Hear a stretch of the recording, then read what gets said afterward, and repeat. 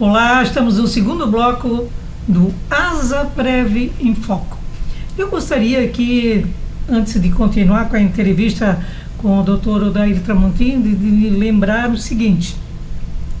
Na segunda-feira, dia 13 agora, do mês de abril, nós teremos um workshop de alimentação saudável à base dando assim uma importância muito grande à longevidade. Quem é que vai ministrar esse workshop? É a chefe de cozinha Yara Miller, né? Ela é natural chef.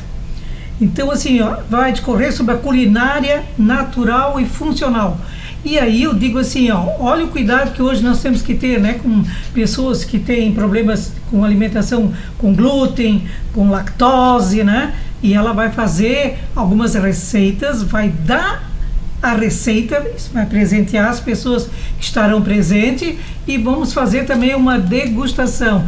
Gente, sabe que eu estava pensando que esse momento ele vai ser tão rico que tem pessoas que de repente podem aprender, ter contato com ela e administrar o seu negócio, né? O empreendedorismo está aí. Às vezes tem, como nós estávamos falando agora, né, com o doutor Odair, tem pessoas que se aposentam e ficam meio assim, sem saber o que fazer. O doutor Odair está ativa, mas assim, não percam, bom, segunda-feira lá na Asaprev, começa às 14 horas, tá? Vamos lá assistir essas novidades para longevidade.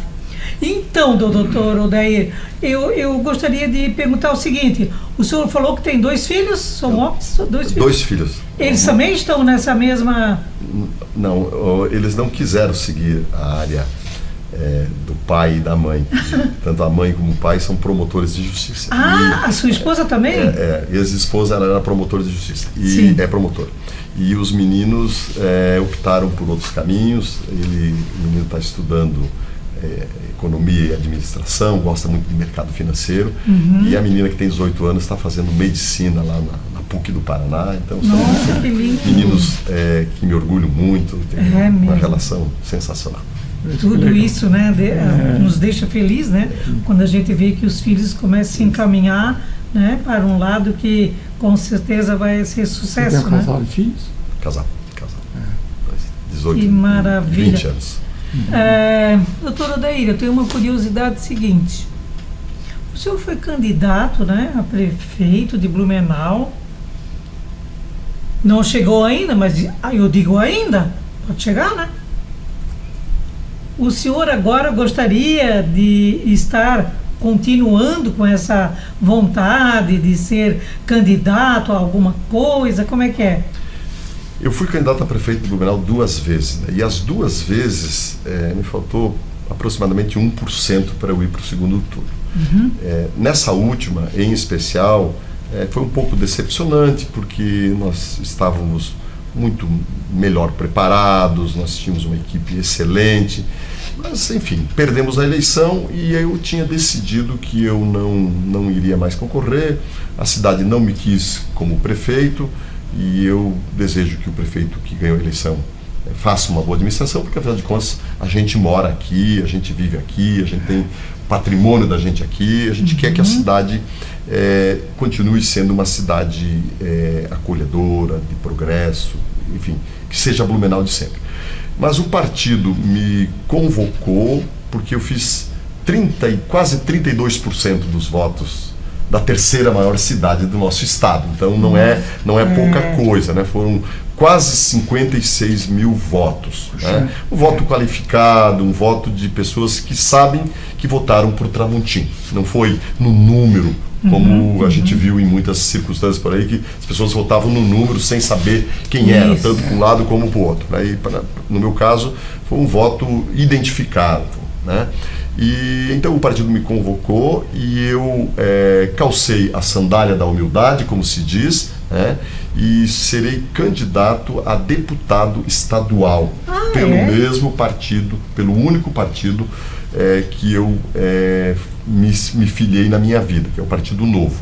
Então, eu sou pré-candidato a deputado estadual, já que não deu para administrar a nossa cidade como era o meu desejo, o desejo do nosso partido, eu quero representar não só Blumenau, mas todo o nosso Médio Vale, porque, como eu disse no início, eu tive a minha vida profissional em todo o Médio Vale, Pomerode, Indaial, Timbó, Ascurra, Rodeio, Apiúna, Gaspar, Luiz Alves, essa região toda.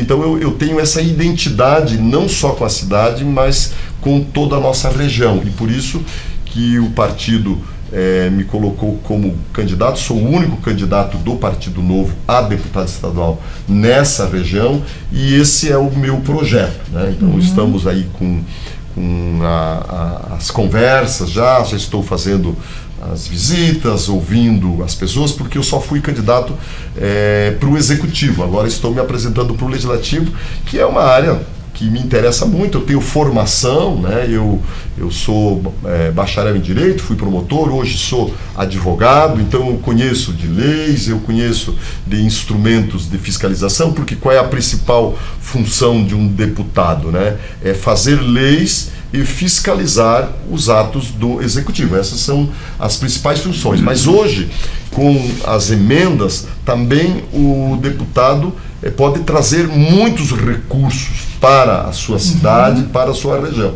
Então é nesse sentido que eu estou me apresentando como pré-candidato para ser um dos representantes de Blumenau e região, né, junto à Assembleia Legislativa.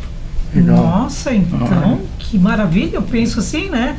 Como o senhor tem essa paixão, né? E hoje o senhor está numa vida mais tranquila, né? Como o senhor também colocou. Então eu vejo assim que tudo pode dar certo.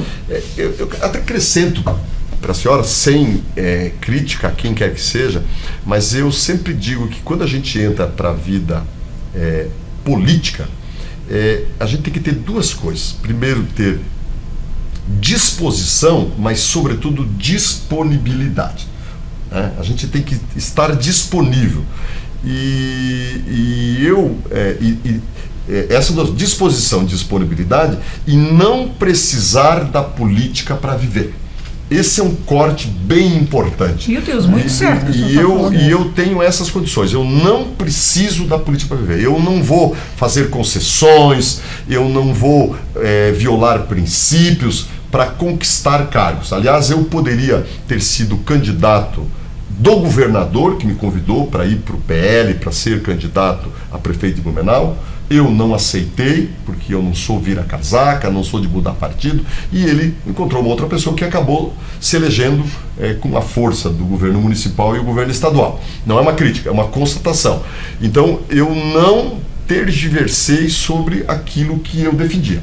E por que eu me coloquei à disposição e continuo me colocando à disposição? Por quê? Porque eu estou com a minha vida feita, cuidei da minha vida patrimonial, tenho uma boa aposentadoria, e isso me dá liberdade para ser o procurador da cidade, ou seja, falar pelos blumenauenses e por todas as pessoas, não só aqui do Médio Vale, mas de toda Santa Catarina que votaram em mim, sem a necessidade de fazer concessão.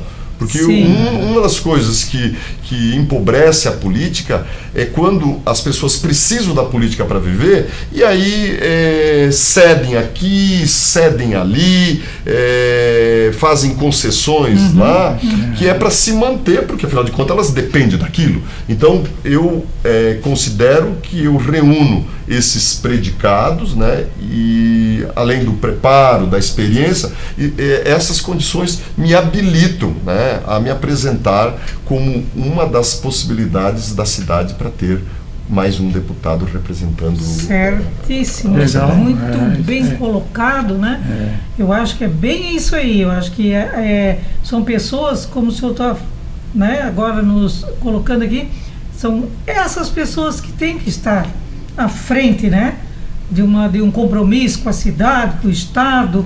Eu acho que isso aí tem um grande valor. Porque a política, se a gente for ver, a gente faz política todo dia, né? A nossa vida é a atividade política, mas a política partidária, ela não tem que ser muito diferente daquele cotidiano que a gente tem de entrega ao próximo, né? Na realidade, é uma atividade que você faz como se fosse um voluntariado. Né? E quando a pessoa é presidente de um APP, é presidente da APAI, é presidente de um Rotary, presidente de um clube, é presidente de uma associação, ela vai lá para dar a sua contribuição, para fazer o seu trabalho social. E a política deveria ser exatamente assim.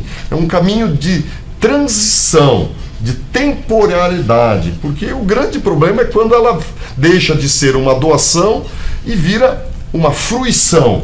Ela deixa de ser uma entrega e vira uma profissão. E aí, quando você faz da política uma profissão, a pessoa faz de tudo para permanecer lá. Então, é com essa concepção, e eu aqui não estou criticando quem já está há muito tempo na política, não, cada um escolhe, o cidadão elege, tem tantas possibilidades. Eu estou dizendo que é o jeito que eu enxergo a política, é a forma como eu observo a política, e é justamente porque o Brasil não seguiu essa cartilha que eu estou defendendo, é que a gente é um país dos mais ricos do mundo com uma população das mais miseráveis do mundo, justamente porque a política que a gente faz há muito tempo, vocês têm mais idade, lembro, eu era guri lá nos anos 70, que dizia que o Brasil era o país do futuro, né?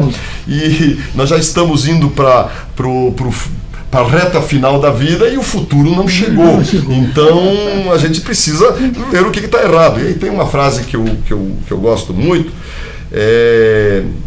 a autoria não disse que é de um ou de outro, mas enfim, que diz assim, que a gente não consegue resultados diferentes fazendo as coisas do mesmo jeito. Ou seja, a gente fala mal dos políticos, da representação, mas continua votando nos mesmos. Por isso que eu, humildemente, me apresento como uma novidade, como alguém que pensa em fazer algo diferente. Tá vendo? Assim, ó, doutora Adeir, o mundo está assim nos sufocando, né? A gente ouve todos os dias coisas desagradáveis, parece que a televisão ela só tem essa atenção para coisas desagradáveis, muito pouco a gente ouve alguma coisa que nos deixa assim com mais esperança e tudo, muito pouco.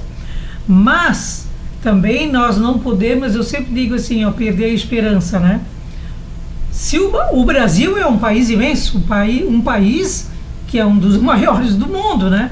Em território, vamos dizer, e também até em população, né? A nossa população é bem significativa. Então, assim, como o senhor diz, né? As pessoas são simples, são trabalhadoras, né? Só que também elas precisam de esperança, de mundo melhor. Então eu fico muito preocupada porque somos de uma geração que não tinha todo esse sofrimento que tem hoje, né?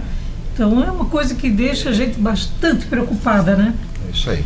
Eu sempre digo, a gente não encontra paralelo no mundo de um país que tem tudo como o Brasil. Aqui nós temos um clima fantástico. A gente não tem grandes intempéries climáticas como terremotos e outras coisas. A gente tem um povo trabalhador, a gente tem riquezas de um subsolo que tem petróleo, minério, tantas coisas, e não sai do lugar. E eu sempre digo que a gente fica querendo, agora vamos ter eleição para presidente, né? Agora, para governador. E a gente quer achar um presidente nota 10. Eu sempre digo que se nós tivermos um presidente nota 5.2, ou seja, que passe raspando, né, o Brasil voa. O Brasil voa. Ou seja, por isso que eu estou no Partido Novo. E é cobiçado, né? Muito cobiçado. O nosso país é bem cobiçado. Então, a gente precisa ter um governo que deixe o povo trabalhar, né? que não atrapalhe, que não interfira, porque nós tivemos tantos presidentes ruins, cara, e o Brasil continua aí se virando, né? A gente tem muitas injustiças, muitas coisas. Povo trabalhador rico em recursos e tudo mais. Então a gente precisa dar uma aprimorada no mundo político, que eu acho que a gente vai chegar muito adiante. Olha, doutora, eu acho que tudo assim caminha, a gente pensa, né, pelo menos, por isso que eu digo assim, ter a esperança de encaminhar né, que as coisas fiquem boas para todas as pessoas. Olha, o tempo passou, gente, Passou. que pena, tanta coisa que, né, doutor, eu quero assim dizer que os seus pais merecem todos os aplausos por ter dado a educação, né, que o senhor teve, que continua a vida fora. Então, assim, os nossos parabéns e bastante sucesso na caminhada. Muito obrigado, foi um enorme prazer e sempre à disposição, se me quiserem convidar uma outra vez aqui, venho com imenso prazer, porque eu gosto muito Legal. de expor as minhas ideias, ouvir experiências como a de vocês. Parabéns pelo programa, muito obrigado. Obrigada também. Obrigado, Gente, obrigado. até o próximo programa. Tchau.